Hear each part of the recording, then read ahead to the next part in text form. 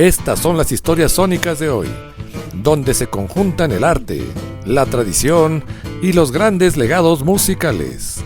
¡Comenzamos!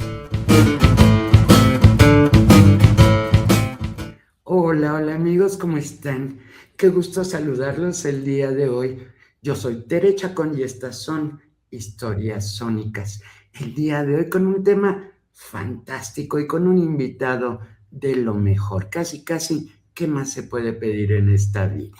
Me encuentro feliz de transmitir, como lo acabo de decir, hoy con Marco Antonio Brito, mi socio, alguien a quien admiro mucho, a quien respeto mucho y que me hace muy feliz que pueda estar aquí en esta emisión que vamos a dedicar a los músicos que tocaron con The Beatles. Bienvenido, Marco.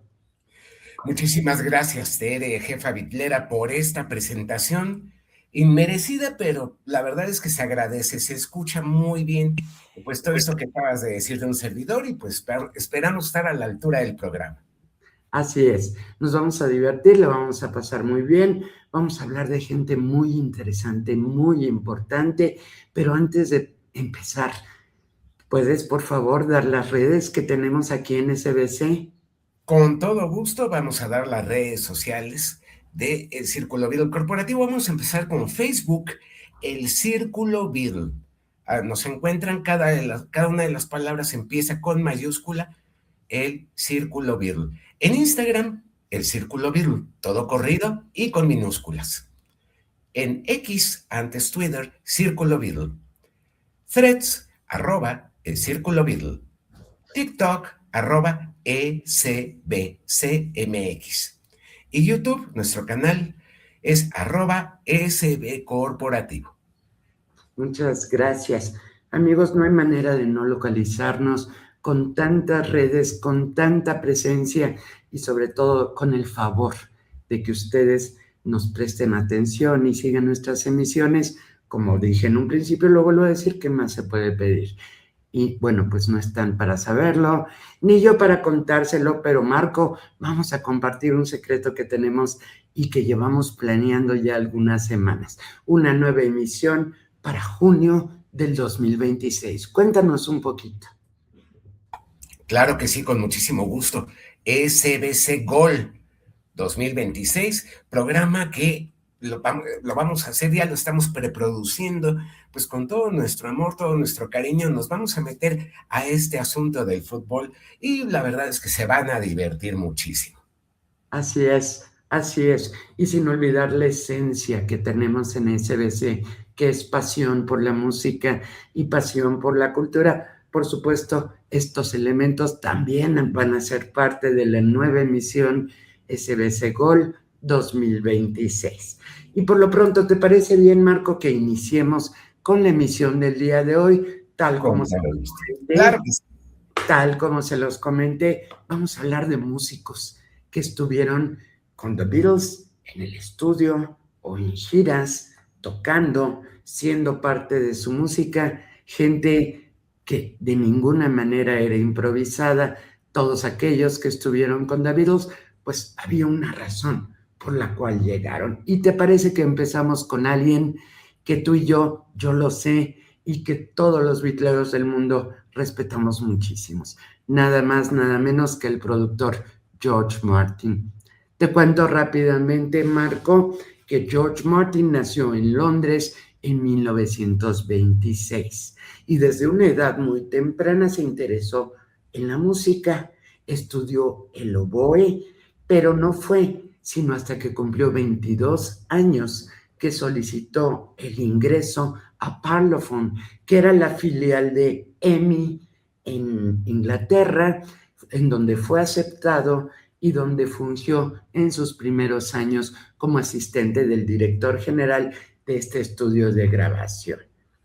5 años después, su jefe renunció y de esta manera él se convirtió en el director e hizo gran fama, pero gran fama, trabajando con los grandes cómicos de la época. Claro, en las grabaciones de los discos era un negocio, tú podías ser un gran cómico, grababas un disco y bueno, pues eso era un gran negocio, tanto para la disquera como para el cómico. Aquí tengo una lista de gente con la que trabajó. Mira, Peter Ustinov, Peter Sellers, Dudley Moore, Alan Bennett, Bernard Cribbins y el grupo conocidísimo y admirado por The Beatles, The Goon Show. ¿Cómo ves?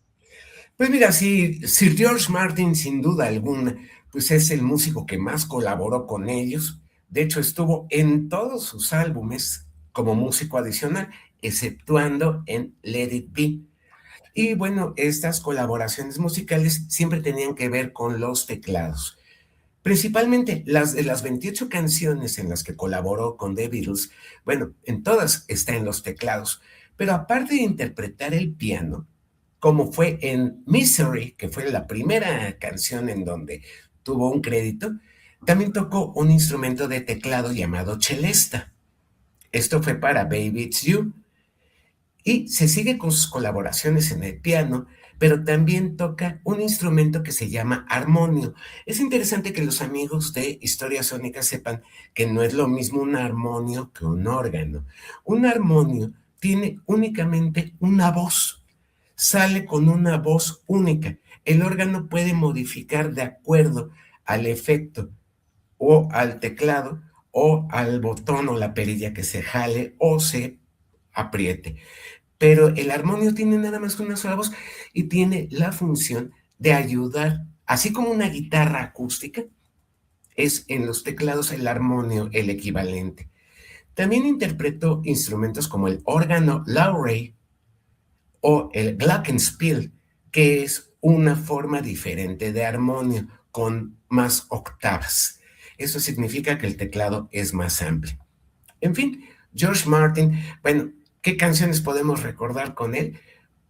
Todas las demás en las que estuvo en el piano, pero por ejemplo en The World estuvo en el armonio, en Got to Get You Into My Life también ahí, en Fixing a Hole de Sgt. Pepper's, en el clavicémbalo, ese teclado tan característico con el que inicia la canción. ¿Qué te parece, Tere? Me parece muy interesante. También es importante, Marco, creo mencionar que una de sus grandes participaciones en la música de The Beatles es en la canción In My Life. De acuerdo a mis apuntes, tocó el piano tipo barroco, pero se grabó a la mitad de la velocidad para que sonara como harpsichord, que en español es harpsicordio, ¿correcto? Sí, mira, básicamente ese instrumento era utilizado en esa época porque venía un renacimiento de la música barroca. Podemos escuchar muchas canciones que tienen este tipo de teclado, el harpsichord. Esto fue una moda entre el 65 al 69. Hay canciones que se conocen como de pop barroco, como Different Drum de los Stone Ponies de con Linda Ronstadt, que lo tiene de una manera muy importante, o Spanky and Our Gang, todo esto que tiene que ver con el Sunshine Pop de los años 60. Qué interesante.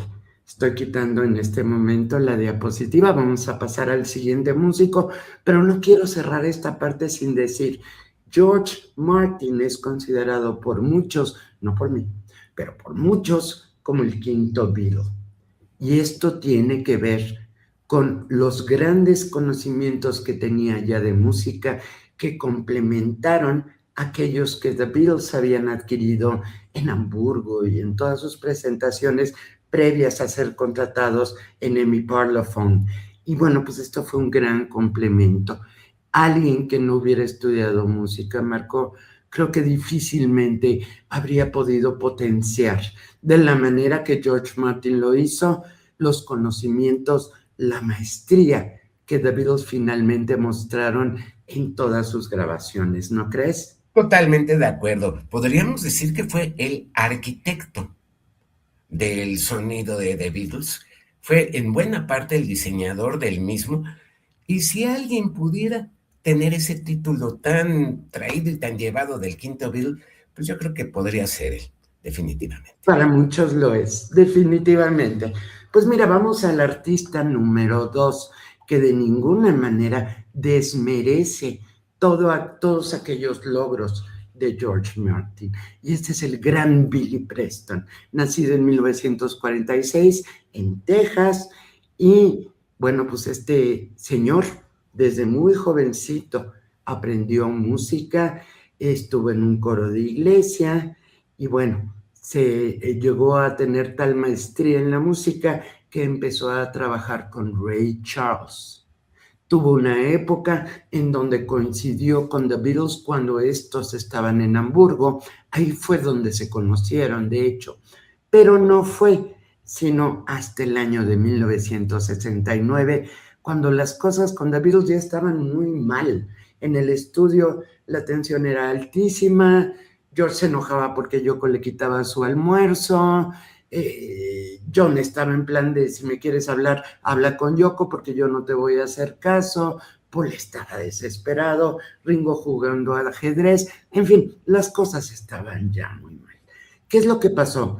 Que en ese momento, pues George, en una de esas salidas en Londres, fue a ver un concierto de Ray Charles y pues viendo que Billy Preston, su amigo de Hamburgo, estaba en escena, pues se le hizo muy, muy fácil invitarlo a que formara parte del grupo, sobre todo para el disco o la presentación de cierre que The Beatles querían tener cuando terminaran con estas grabaciones en los estudios Twickenham y después en el estudio de grabación propio de The Beatles, allá en las oficinas de Apple, pues lo invitó. ¿Y qué fue lo que pasó con Billy Preston? Pues que llegó y se hizo la paz. Tal vez no la paz total, pero sí, la tensión se rebajó mucho.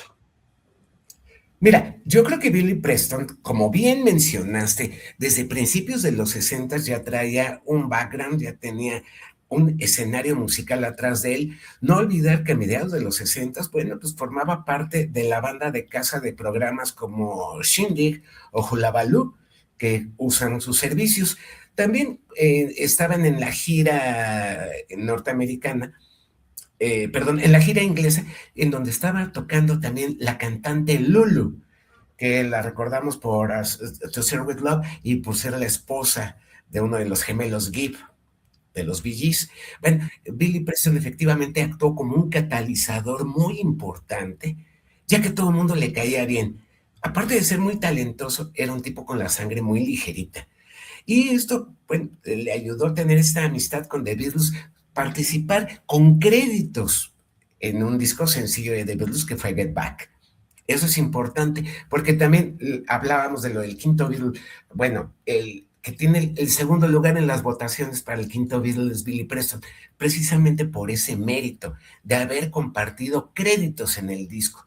Ya en los 70s, bueno, hizo una magnífica versión de My Sweet Lord, grabó para Apple, tuvo ese sello, y That's the Way God Planned It es la canción que brilló de esa parte. Luego pasó a AM Records, el sello de Herb Alpert y Jerry Moss, y ahí tuvo grandes éxitos. 3 primeros lugares durante los 70s, Will It Go Round in Circles, es uno de ellos, Out of Space, un gran tema instrumental, del que se habla poco, pero es muy bueno, y la recordadísima Nothing from Nothing. Indudablemente tuvo una gran carrera posterior, no es el caso de todos los artistas que tocaron con The Beatles. Vamos a ver algunos que lamentablemente después de participar con The Beatles les fue muy mal, pero no fue el caso de Billy Preston definitivamente. Al contrario, su carrera se hizo cada vez más sólida, todavía participó en Concert for George, Así interpretando de manera magistral My Sweet Lord. Y bueno, amigos, lamentablemente el gran Billy Preston falleció prematuramente como todos ellos en el año 2006, después de tener serios problemas renales y bueno, pues dejó un gran legado. Sí, muy, muy lamentable la partida de Billy Preston. Si no tienes inconveniente, continuamos porque tenemos una lista grandota, grandota. Grandota. Y ahora, damas y caballeros, con ustedes Stuart Sutcliffe. Stu, el amigo de John, nacido en Liverpool, que se inscribió a los 16 años en el Liverpool Regional College of Art, el Instituto de Arte local en Liverpool, en donde también estudiaba John Lennon.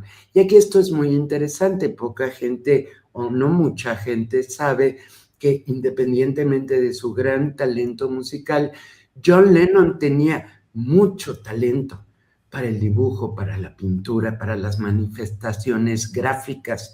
Y aquí fue donde conoció a Stuart, los dos muy jovencitos, se hicieron amigos, se admiraban mutuamente tanto que en algún momento John lo presionó para que se uniera al grupo de Skiffle, The Quarrymen, que había formado John, y le dijo, oye, pues vente con nosotros. Y Stuart, un hombre muy honesto, le dijo, oye, yo soy pintor, yo no soy de ninguna manera ni bajista ni guitarrista, lo cual a John no le importó demasiado. Le dijo, mira, vende alguna de tus pinturas, te compras un Hofner, un bajo, te unes al grupo. Y bueno, pues de esta manera Stuart se incorporó a The Quarrymen con tan buena suerte que le tocó este viaje que realizaron a Hamburgo.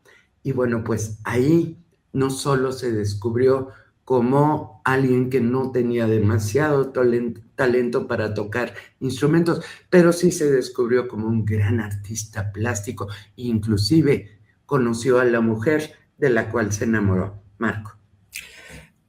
Perdón, así es, precisamente. Está en la historia, en la hermosa historia de inicio de The Beatles, pues la participación de Stuart con el grupo. Efectivamente, se dice que ganó un concurso de arte y que con él pudo comprar una guitarra bajo Hofner de modelo President. Esto fue por la cantidad en ese entonces tremenda de 47 libras. El premio de ese concurso eran 60 libras, entonces pues le quedó una lanita para invitarles a algún snack a los muchachos. Sí le echó ganas para intentar tocar el bajo y aunque mucha gente desconoce este dato, pero ya es muy fácil con la antología, sobre todo en el volumen 1, escuchar grabaciones donde esté el buen Stuart Sutcliffe. Podemos citar, por ejemplo, Hallelujah, I Love Her So, cover a Ray Charles, por cierto. Judy Mine, que era una especie como de parodia hacia la música doo-wop negra, y la instrumental Callan. Estas grabaciones pues eran los demos de casa, que les llamaban las cintas de Kircher, aludiendo a Astrid Kircher. Él fue el bajista oficial desde enero de 1960, amigos, hasta junio de 1961, cuando sucedió lo que Tere nos platicó, que tuvo el arranque de honestidad de decir, me quedo en Hamburgo, me quedo con Astrid, me quedo a pintar, gracias, pero ya no gracias. Y ahí es cuando Paul toma los roles de bajista del grupo. Sí, un momento muy importante en la vida de The Beatles, indudablemente. Tom se fue, Stuart, no Tom, por supuesto, se quedó con Astrid. También es importante decir que esta es la época en donde, además de Astrid, la banda conoce en Hamburgo a Klaus Voormann, otro artista plástico que sería muy importante en los discos futuros de la banda. Pero sí, efectivamente, Stu se quedó, The Beatles se regresaron, de hecho volvieron varias veces. Lamentablemente, Stu murió jovencísimo en el año de 1962, a los 21 años de edad, viviendo ya con Astrid en Hamburgo. Manifestaba grandes dolores de cabeza y bueno, pues uno de ellos fue tan fuerte que no la libró, lamentablemente, lo cual marcó, claro, la vida de Astrid, la vida de John, la vida del grupo en general, pero generó una gran leyenda. ¿Cómo ves, Marco? Pues vale la pena apuntar a algo, Tere, amigos de Historias Sónicas. Se dice que la causa precisamente de esas jaquecas, de esas migrañas, de esos grandes dolores de cabeza, era la formación de un aneurisma cerebral, que fue la consecuencia de una riña que tuvieron estos Beatles, que se la pasaban sonriéndole a las chicas y las chicas les coqueteaban y los novios que iban y pagaban la cuenta de esas chicas no estaban de acuerdo. Entonces a veces terminaban a golpes y precisamente en una ocasión que agredieron a George, entró Stu a, pues como decimos habitualmente aquí en México, a hacer el paro. Se trenzaron a golpes y vino una patada en la cabeza, lo cual También se ha dicho de que ya era una condición preexistente el problema que tenía en el cerebro Stu. Entonces, pues juntaste el hambre con las ganas de comer y lamentablemente eso desembocó en algo trágico como fue la prematura muerte de Stu. Así es. También es importante decirle a nuestros amigos que esto que acaba de comentar Marco es la versión oficial, mas no necesariamente la única. Para la hermana de Stu, para Pauline Sutcliffe, la persona que lo mató fue el mismísimo John dándole una patada en la cabeza, y esto lo escribió ella en el libro en donde hizo o intentó hacer una biografía de su hermano, culpando a John Lennon. La realidad es que pues ninguno de nosotros tiene la certeza de una u otra versión, Claro. pero siempre creo yo que es importante conocer todas ellas para formarse un criterio. Lo lamentable, lo inevitable es que Stu murió a una edad muy tierna y dejando un vacío muy grande, porque pudo haber sido un gran artista plástico. Y si te parece bien, Marco, vamos al siguiente. Este también lo van a reconocer, amigos, de manera inmediata. Pete Best. ¿Qué nos puedes contar de Pete Best, Marco? Bueno, diríamos que en la época ya semiprofesional, o sea que ya era de amateur para arriba porque ya empezabas a cobrar una lana. Pete Best fue el primer baterista.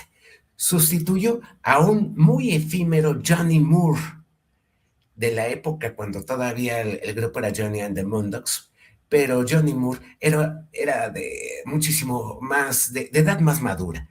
En cambio, Pete Best, bueno, pues era un baterista que primero que nada contaba con un kit completo de batería, que esto era un gran lujo. En los medios en donde se movían The Beatles para estas épocas, 1961, era un lujo contar con un kit completo de batería. No era nada sencillo. Bueno, Pete lo tenía.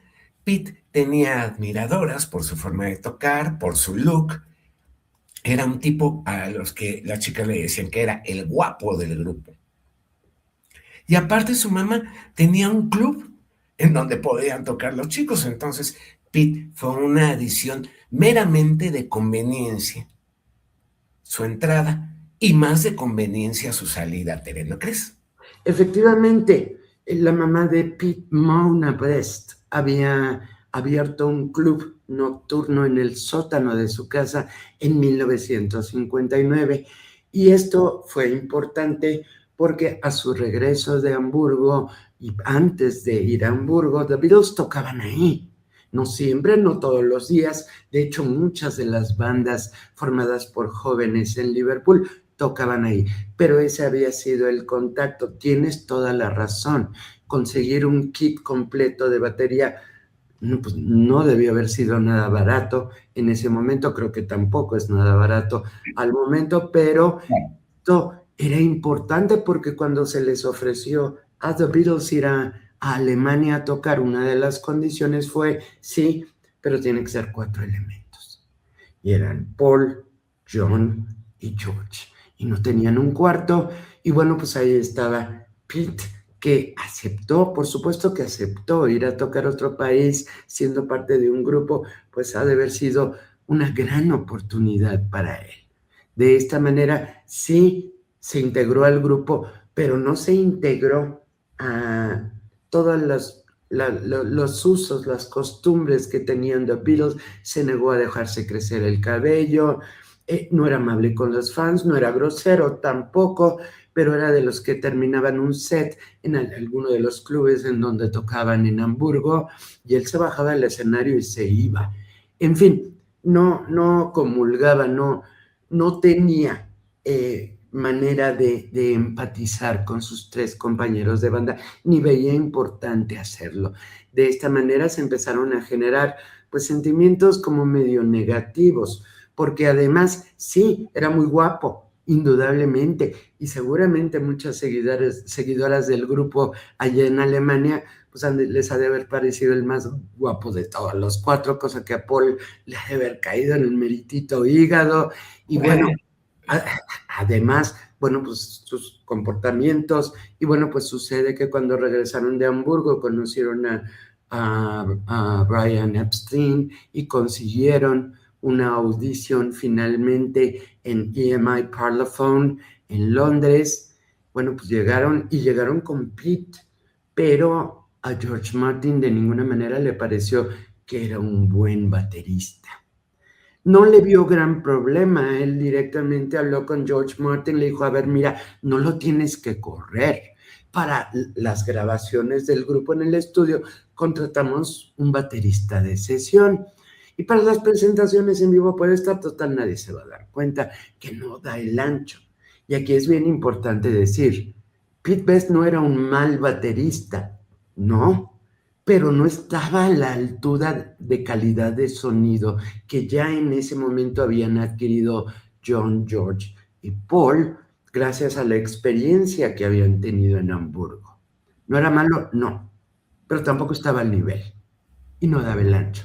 Y ahí fue donde a John se le ocurrió, bueno, ¿y por qué no llamamos al mejor baterista de Liverpool, que era Ringo Starr? Y bueno, pues gracias a eso, en 1962, Brian lo llamó a su oficina allá en Londres y bueno, pues le dio la mala noticia de que había sido un gusto, pero ya no formaba parte de la banda. ¿Qué es lo que pasó después? Tal vez tengas algo de esto. Marco, déjame compartirte lo que yo tengo. Bueno, pues él formó casi inmediatamente después de ser despedido de The Beatles una banda llamada The Pete Best Combo, que grabó algunos álbumes con muy poco éxito. Después en los 70s se retiró de la música totalmente y trabajó en el servicio público de la ciudad de Liverpool, pero en 1988 volvió a formar su grupo, The Pete Best Band, empezó a hacer giras, de hecho pues vino a México, esto lo sabes tú, y volvió a obtener reconocimiento mundial con la salida al mercado de Anthology One, en donde pues no solo se le dio crédito por todo lo que hizo en la banda, sino además recibió una muy buena lana, muy buen dinero, que de alguna u otra manera pues le disminuyó el rencor y el enojo de haber sido, y la frustración, imagínate, salgo yo y se vuelven globalmente famosos, la frustración de ya no ser un Beatle. ¿Cómo ves? Mira, yo creo que Pete Best comparte el infortunio que rodeó a mucha gente que se involucró con The Beatles. No a todos les fue mal, pero a muchos sí les fue muy mal, y Pete Best es un gran ejemplo de ello. De que era un buen baterista o un mal baterista, mira, tenemos las grabaciones para poderlo ver. Yo recomiendo que nuestros amigos escuchen las tomas alternas de Love Me Do. Es importante que vean cómo se equivoca en el momento de hacer los cortes. ¿Qué significa esto? Él era un baterista de rock and roll. ¿Qué significa? Que puedes seguir el ritmo de 4 tiempos, tum chan, taca, taca, taca, taca, tum chan, y puedes seguirte así todo el tiempo. Pero ya cuando entras en canciones como Love Me Do, que lleva un ritmo machacón de inicio en los coros, pero a la hora de entrar a los puentes cambia totalmente la métrica y la batería tiene que cambiar y tiene que llevar a todos los demás instrumentos. Chequen esas versiones.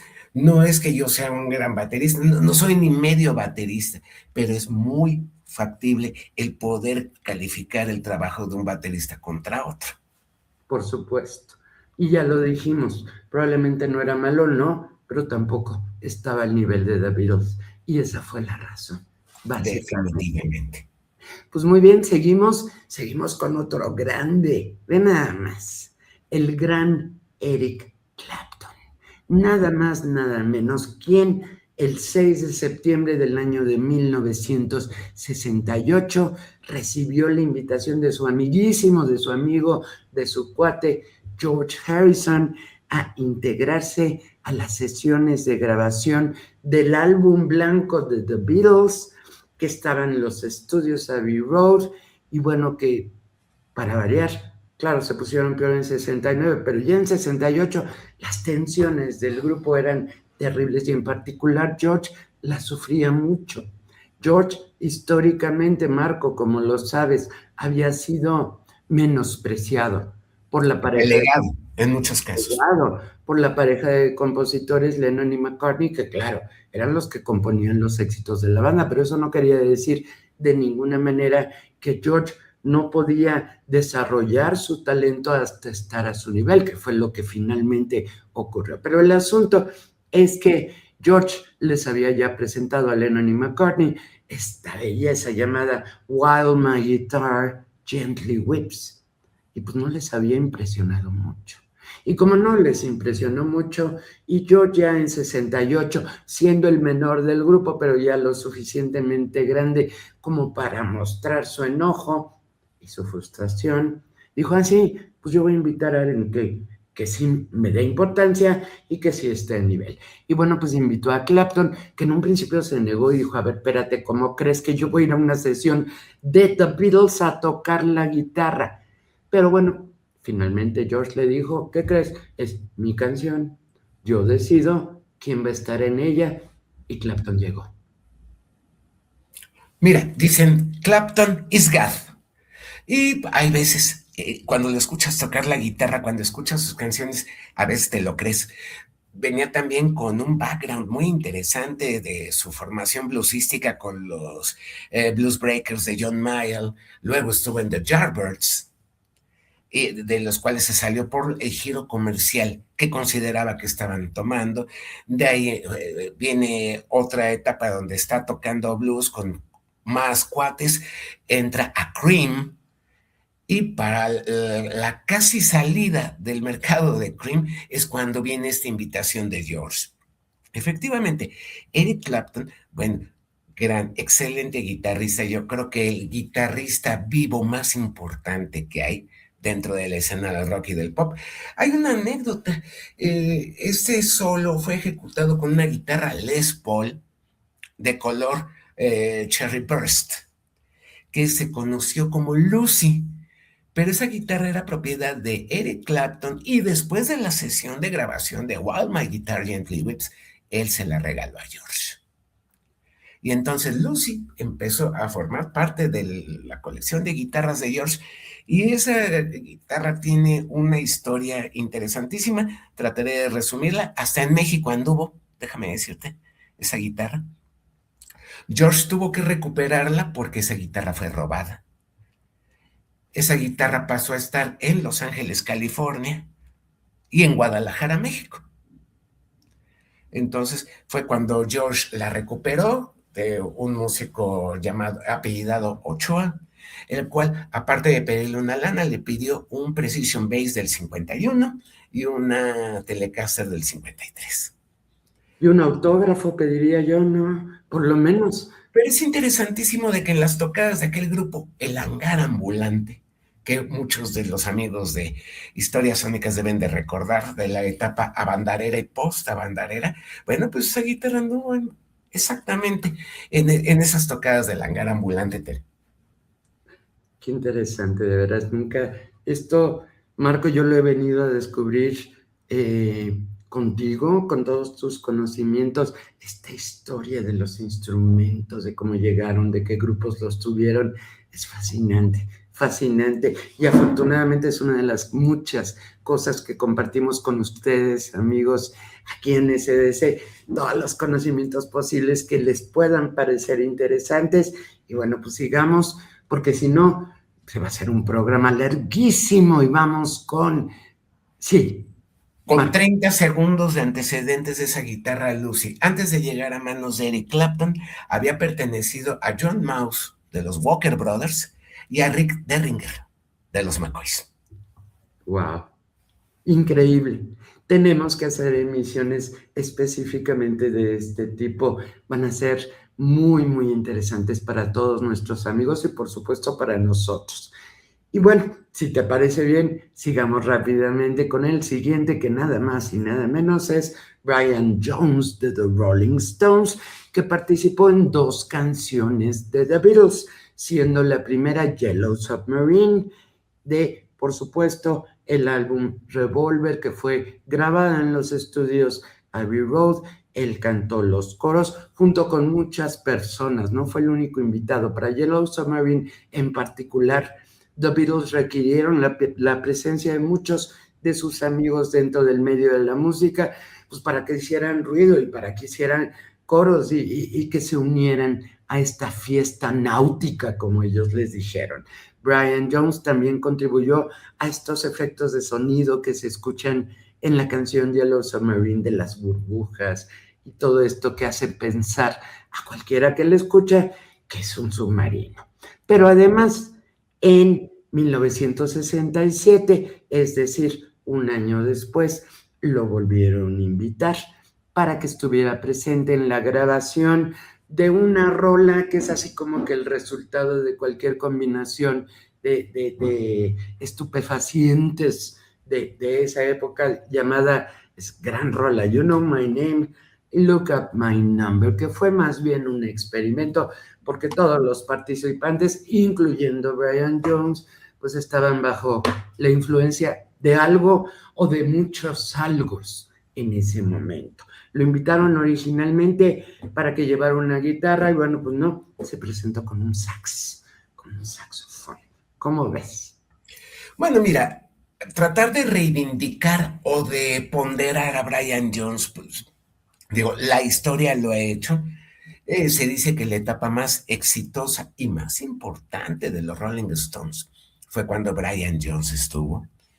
Multiinstrumentalista, domina 27 instrumentos, percusión, melodía, bajo, lo que quisieras tocaba él. Bueno, efectivamente hizo las burbujas. Ahora yo me pongo a pensar, un submarino que hace burbujas, híjole, qué miedo, se está metiendo el agua. Entonces no, como que no está bien eso. Una anécdota. La frase Sky of Blue and Sea of Green de Yellow Submarine también fue de un músico invitado en esa sesión, que fue el señor Donovan Leitch, aquel de Mellow Yellow, Jennifer, Juniper y todos esos éxitos, Sunshine Superman. Bueno, Brian Jones, maravilloso músico, también buen amigo de The Beatles, porque todos eran muy buenos amigos. Keith Richards, Brian Jones, Mick Jagger, Charlie Watts. Bill Wyman era el único que no se llevaba mucho con The Beatles, pero todos los demás eran muy buenos amigos. Entonces fueron invitados efectivamente a tocar, y Brian Jones hace un solo de saxofón genial, maravilloso, que yo creo que es más de las 3/4 partes de la canción. Que lamentablemente no llegó a escuchar, porque la canción salió al mercado en 1970 y Jones falleció en julio de 1969. Esa es la parte triste de la inclusión de este artista. Y bueno, pues realmente, como Marco bien acaba de decir, dejó un gran legado y dejó en reconocimiento la importancia que tuvo para The Rolling Stones, ¿correcto? Claro, famoso miembro del Club de los 27, Brian Jones. Hay que decir una cosa, un pequeño apunte sobre él. A los 2 días de que es corrido de los Rolling Stones, es cuando ocurre su fallecimiento. Se dice que fue por una sobredosis. Él iba caminando al borde de la alberca de su residencia, cayó y ahí fue cuando se ahogó. Pero también hay teorías que apuntan a que un albañil que estaba remodelando su casa, pues ya lo quería matar y lo mató finalmente. Ay, Dios. Pues sí, hay teorías, como lo vimos en el caso de Stuart Sutcliffe. Sí, Claro. siempre las hay. Creo yo lo importante es conocerlas, saberlas y saber a cuál darle valor. Y vamos con el siguiente. Ya nos vamos a ir más rápido porque ahora los artistas que vienen, muchos de ellos no alcanzaron un reconocimiento internacional como los que ya les presentamos. Otros tantos, pues sí, lo tuvieron, como es el siguiente caso. Y Marco, es nada más y nada menos que Nicky Hopkins, un pianista británico altamente reconocido en la industria musical de Inglaterra de los 60. A él George Martin lo invitó el 10 de julio de 1968 a los estudios Abbey Road para que participara con el piano en la versión de Revolution de John.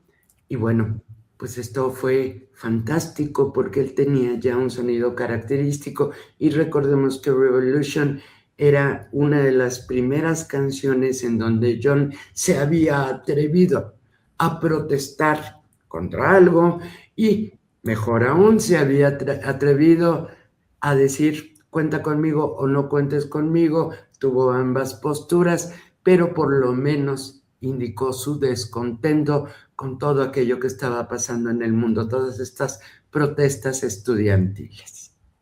Claro. Mira, Nicky Hopkins, cuando lo mencionaste, yo me cuadré y digo, hay un oficial encubierta.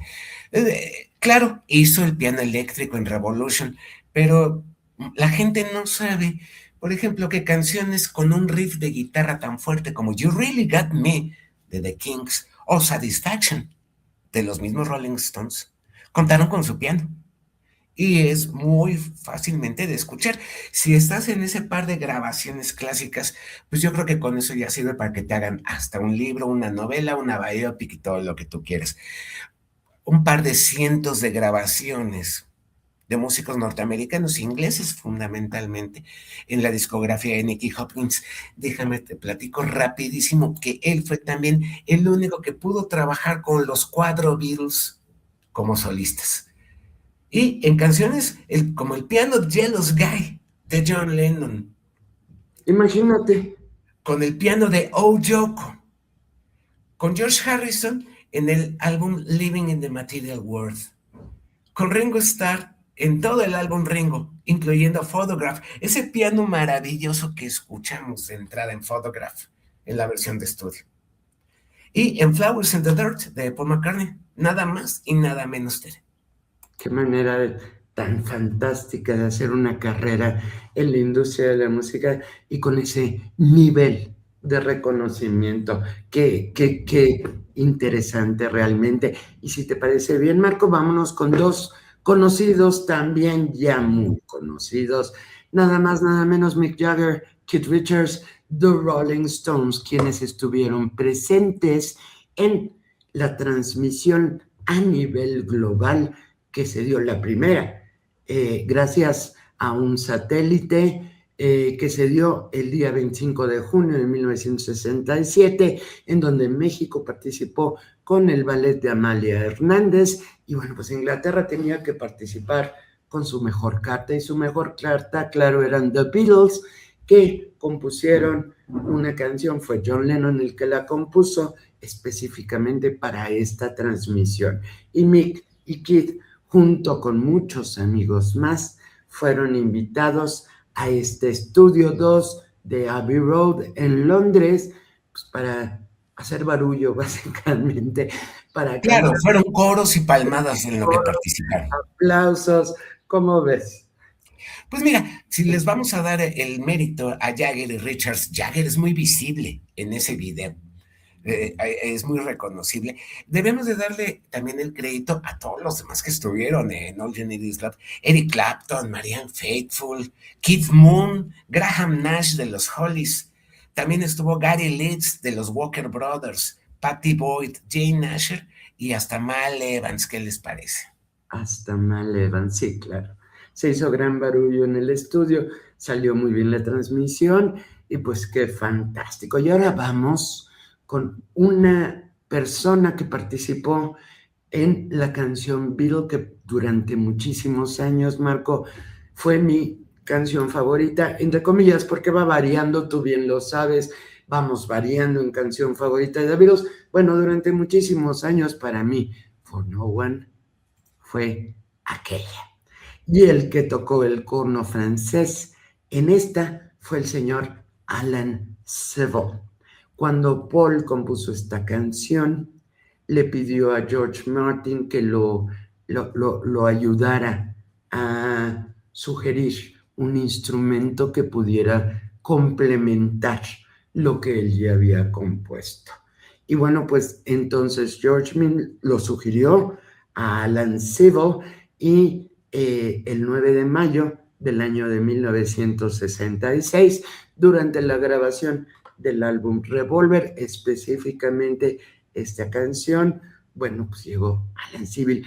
El señor Martin lo conocía porque Alan Civil era parte de la Royal Philharmonic Orchestra, y cuando llegó al estudio de Abbey Road se le presentó ya la canción grabada por Paul, y él lo que hizo fue grabar el corno francés sobre esta. Así es. Mira, en muchas traducciones, todo depende de donde las hagan, vas a encontrar el nombre del corno francés traducido como trompa, de trompeta, pero realmente es correcta la designación que utilizas, es el corno francés. Ahora, es interesante ver que fue una sesión muy presionante para Alan Seville. Incluso es recopilada por Geoff Emerick y Howard Macy en el libro El sonido de The Beatles. Hablan de que fue una sesión muy difícil porque tenía que llegar a unas notas muy altas que ningún otro músico lo había intentado siquiera. Paul quería escuchar exactamente unas notas. Alan se resistía, pero sudaba y andaba diciendo, no, no puedo, no, no puedo. Al final lo intentó y lo consiguió. Y aunque Alan salió destrozado de la sesión, al mismo tiempo estaba muy contento de haberle hecho, porque dicen, Geoff Emerick y Howard Macy fue la interpretación de su vida. ¿Qué te parece? Qué increíble. Sí, claro, por supuesto. Y rápidamente un apunte. También, no solamente estuvo en la canción For No One, también intervino en A Day in the Life. Por supuesto. Por Pero supuesto. ya con el sonido de toda la orquesta. Como parte de la orquesta, efectivamente. Y pues sí, se inmortalizó indudablemente, tanto como se inmortalizó nuestro siguiente artista, que es el señor David Mason, que hizo historia y se volvió inmortal, indudablemente, al tocar la trompeta piccolo en la canción Penny Lane. Sucede, Marco, que un día mientras Paul estaba viendo la tele, estaba viendo un concierto en la BBC del concierto de Johann Sebastian Bach, el Brandenburg, el concierto de Brandenburgo, por supuesto, número 2, que presenta una parte tocada con este tipo de trompeta, con piccolo, y bueno, pues se lo dijo a George Martin. George Martin buscó a este señor David Mason para cuando se inició la grabación de Penny Lane, y bueno, pues primero llegó el 17 de enero de 1967 al estudio, conoció a Paul, conoció a George Martin, le explicaron más o menos lo que quería, pero solo fue hasta 3 días después que regresó y ya pudo grabar sus partes en esta canción. Mira, todo depende también de qué lado del Atlántico escuches Penny Lane para saber con qué versión estás familiarizado. Me explico. Si la escuchaste en Inglaterra, si la escuchaste en México, tenemos Penny Lane que termina simplemente con el Penny Lane y el fade out.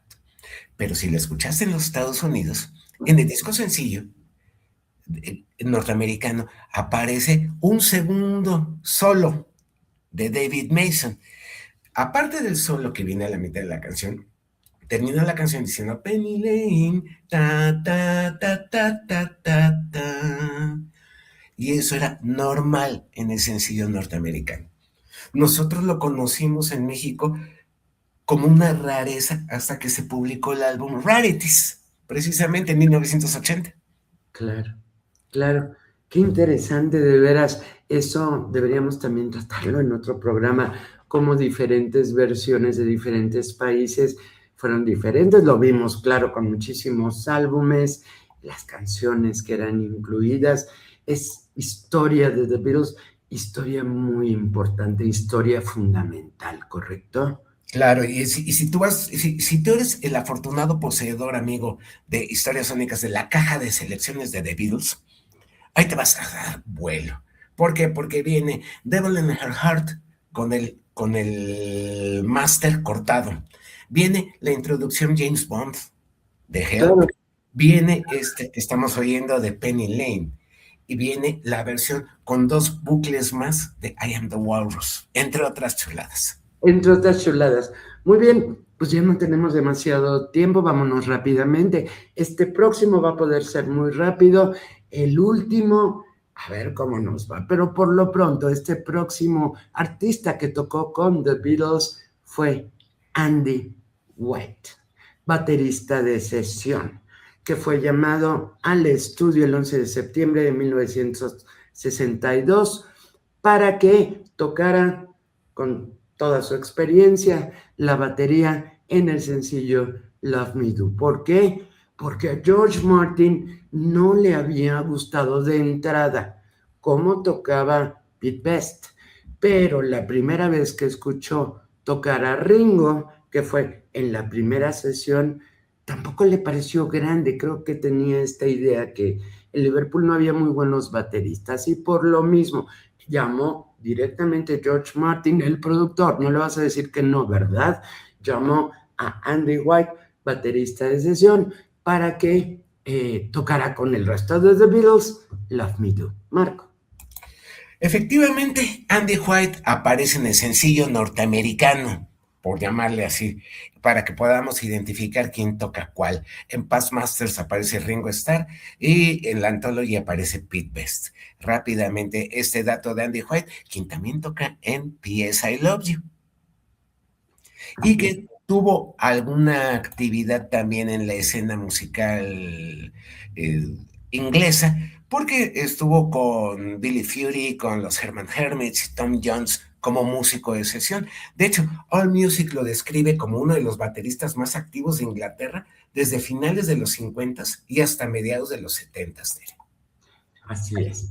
Pues mira, Marco, nuestro siguiente artista se llama Jimmy Nicol, y yo creo que hay mucho que hablar de Jimmy Nicol. Voy a poner ahorita no Jimmy Nicol, sino el último artista que tenemos contemplado para esta emisión. Podemos hablar rápidamente de él y terminamos el programa con Jimmy Nicol. ¿Te parece bien? Como tú gustes, claro que sí. Muy bien, pues entonces vamos a agregarlo. Saluda a Anil Bhagwat, un músico, un ingeniero de la India que se había hecho fama en el círculo de músicos indios de Londres en cuanto a tocar muy bien la tabla, que es este instrumento que son 2 tambores pequeños.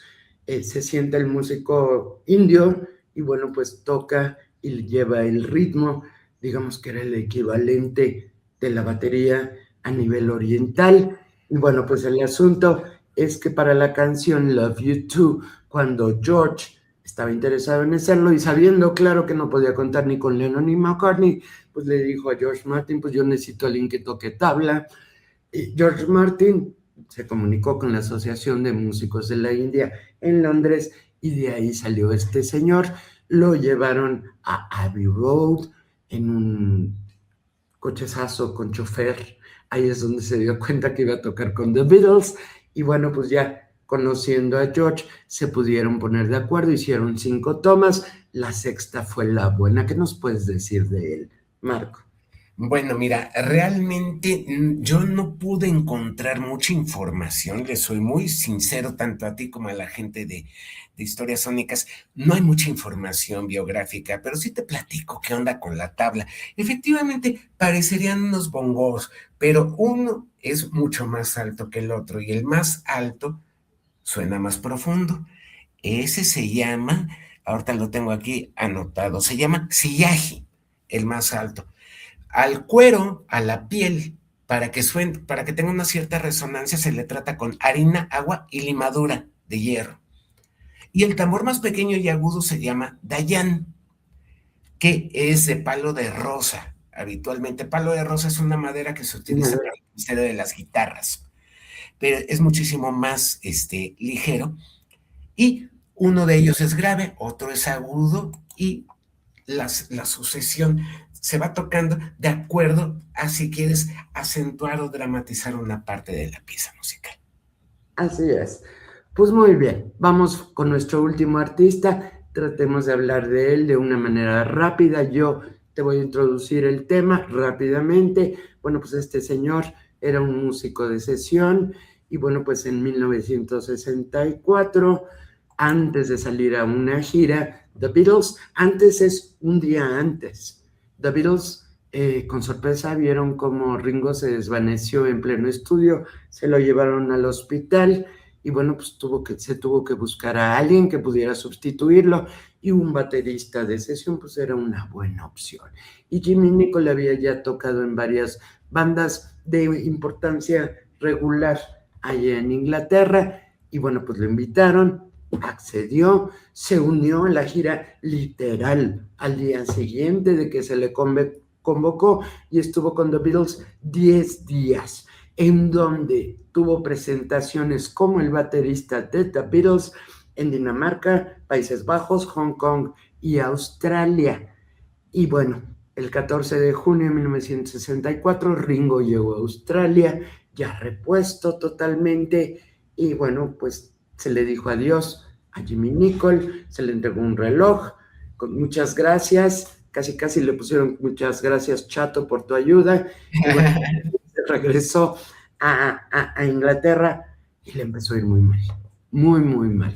Estuvo en una banda y se fue hasta Dinamarca, me parece. Pero si quieres comentarnos esa parte de la historia, Marco. Es que es fascinante la historia de Jimmy Nicol, lo comentábamos fuera de micrófonos. Creo que es también un tipo con mucha historia. Esa historia toca a México.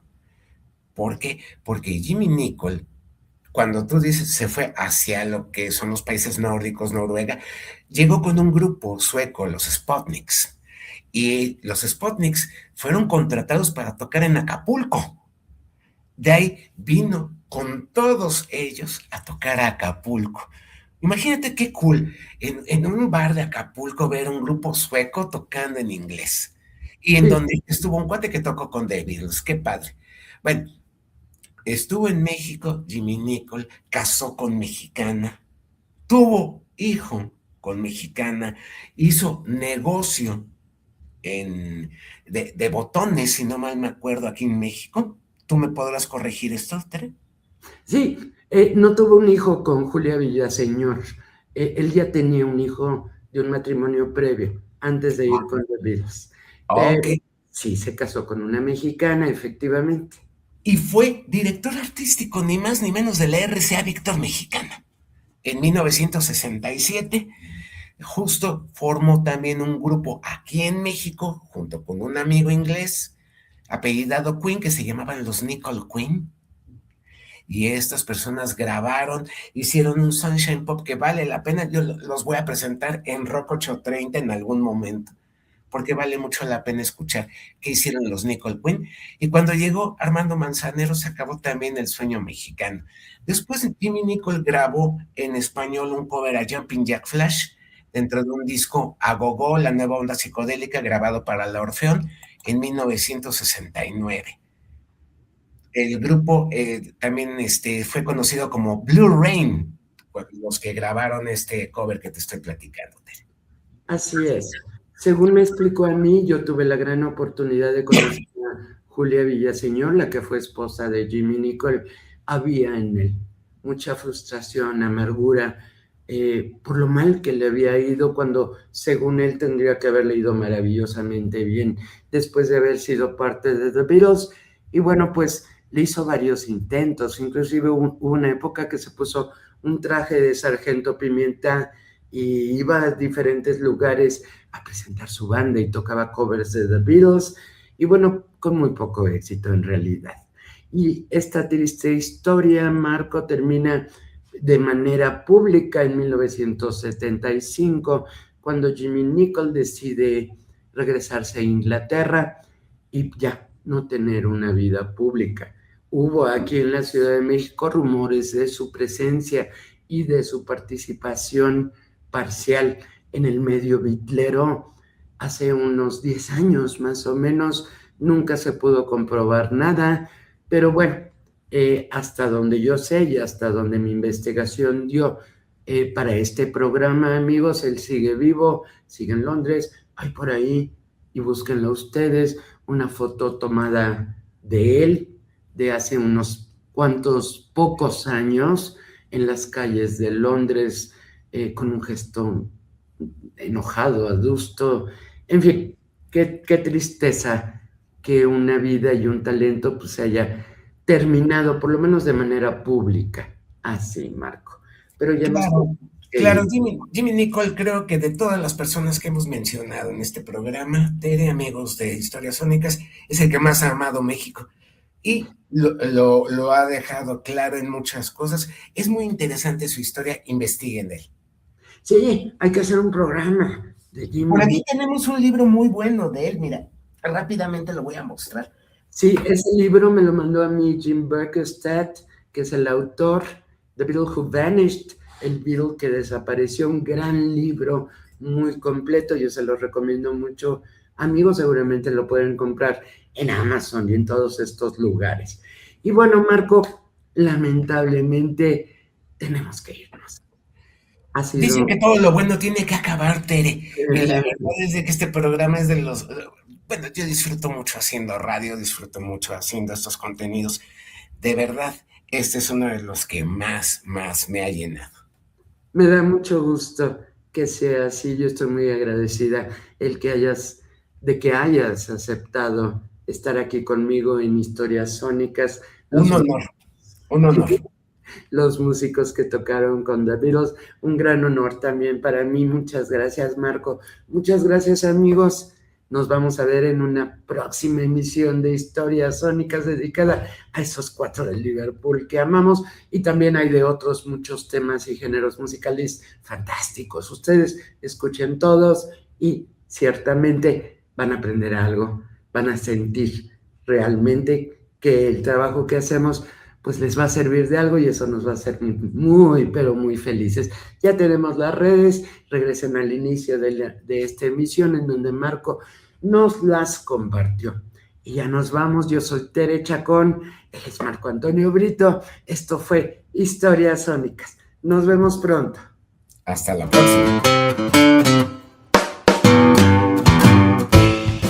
Estas fueron las historias sónicas del día de hoy. La próxima semana volveremos con más. No lo olvides, te esperamos.